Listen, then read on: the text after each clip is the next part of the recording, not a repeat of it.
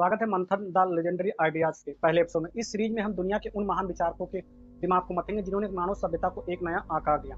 आज का मंथन आधारित है आधुनिक समय के सबसे प्रभावशाली इतिहासकार युवल नोआ हरारी पर। क्या आप तैयार हैं उस सच को जानने के लिए जिसे हम हजारों साल से सभ्यता समझ रहे हैं, लेकिन हरारी उसे केवल एक कहानी कहते हैं। आज से लगभग 70,000 साल पहले हमारे पूर्वज होमो सेपियंस अफ्रीका के एक कोने में रहने वाले एक साधारण जानवर ही थे। जैविक रूप से हम चिंपांजी से भी बहुत अलग नहीं है, लेकिन आज हम इस ग्रह के निर्वाधित मालिक बन चुके हैं। वो भी कैसे? ज्यादातर लोग सोचते हैं कि हम व्यक्तिगत रूप से बहुत बुद्धिमान थे, लेकिन सच यह है कि एक अकेला सेपियंस एक अकेले निएंडरथल या चिंपांजी से मुकाबला नहीं कर सकता था। युवल नोआ हरारी कहते हैं कि हमारी सफलता के राज हमारी बुद्धिमत्ता नहीं बल्कि हमारी कहानियां हैं। हम दुनिया के इकलौते जीव हैं जो उन चीजों पर यकीन कर सकते हैं जो भौतिक रूप से मौजूद ही नहीं। चलिए आज इतिहास के उस भ्रम को तोड़ते हैं जिसे हम सभ्यता कहते हैं। खेती से पहले इंसान छोटे समूहों में रहता था। हरारी के अनुसार भाषा का विकास केवल शिकार करने के लिए नहीं हुआ बल्कि गपशप के लिए हुआ।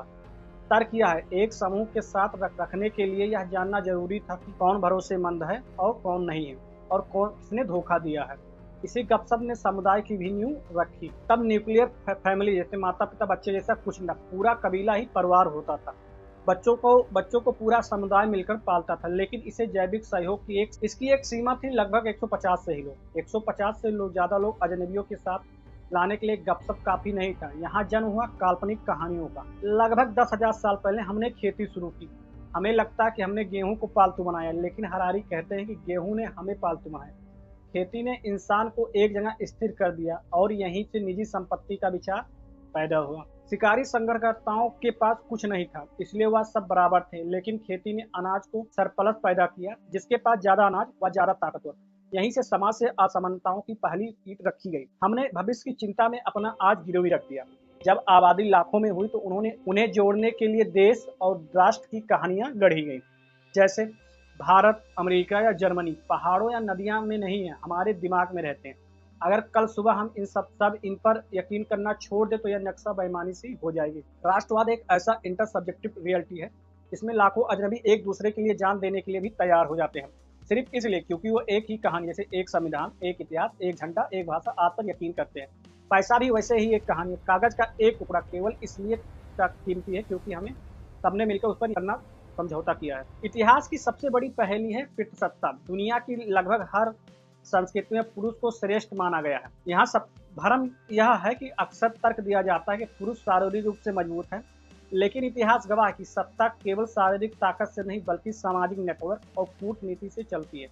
हरारी कहते हैं स्त्रियों में सामाजिक सहयोग और समझ पुरुषों से बेहतर होती है, फिर भी समाज ने उन्हें काल्पनिक व्यवस्थाओं के जरिए दबाया। यह कोई जैविक नियम नहीं है बल्कि एक सामाजिक निर्माण था ताकि संपत्ति और वंशानुगत अधिकार पर नियंत्रण रखा जा सके। जैव विज्ञान संभव बनाता है लेकिन संस्कृति निषेध पैदा करती है। इंसान ने जात पात, नस्ल और वर्ग की सीढ़ियां क्यों बनाई? ताकि संसाधनों का बंटवारा आसान हो सके। हमने कहानियां सुनाई कि कुछ लोग शुद्ध पैदा हुए हैं और कुछ लोग अशुद्ध पैदा हुए हैं।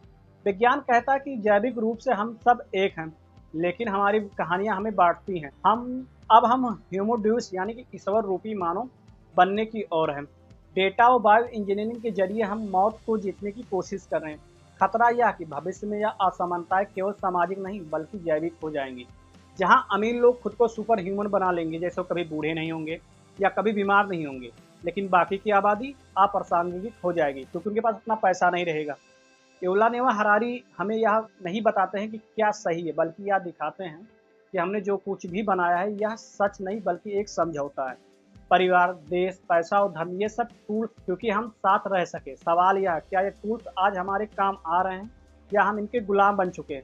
ज्ञान का असली मकसद भविष्य बताना नहीं बल्कि वर्तमान को उन कहानियों से खुद को आज़ाद करना है जो हमें नफरत और असमानताओं की ओर ले जाती है। ये जो टूल्स है धर्म, भाषा, जात आधार के आधार पर, ये अब जीवन जीने का तरीका नहीं, ये हम पे इतने हावी हो गए हैं कि हम भाषा, धर्म, जात के आधार पर लड़ सकते हैं, मर कट सकते हैं, किसी को मार भी सकते हैं। अगर कोई हमारे धर्म या भाषा या जात को कहता है कि गलत है, अगर वास्तव में हम गलत है तब भी नहीं मानने को तैयार रहते कि हमारी भाषा या जाति गलत होती है, क्योंकि ये हम पे इतना हावी हो चुकी है। इसीलिए भाषा, धर्म, जात एक टूल थी, ना कि मानव सभ्यता का जीने का एक जरिया था। ओके बाय, मिलते किसी और वीडियो में।